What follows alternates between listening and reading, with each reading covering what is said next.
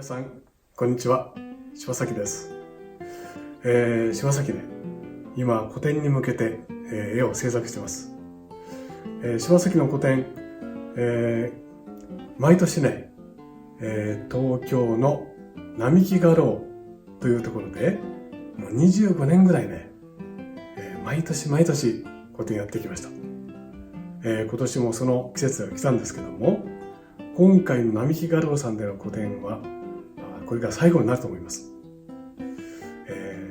ちょっとね、私もちょっと寂しい気持ちもあるんですけども、その個展の期日は3月の26日から4月の9日までね、2週間行います。人物画とか生物画あるかな、風景画ですね。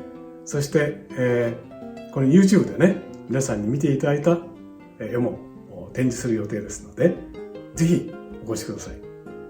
並木画廊さんで最後の個展ですので、ね、皆さんにお会いできたら嬉しいなと思っています。また、その私の個展が終わった後に、2週間ね、私の生徒さんたちのグループ展もありますので、合わせてぜひおいでください。お待ちしてます。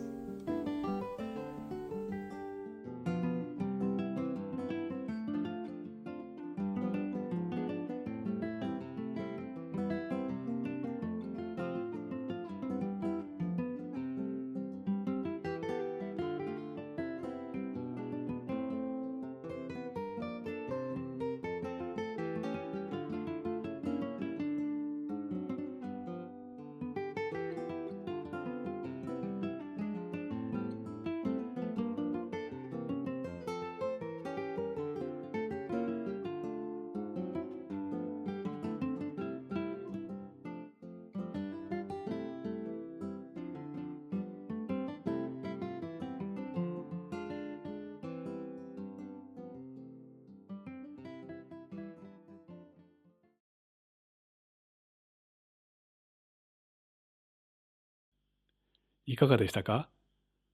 チャンネル登録もよろしくお願いします。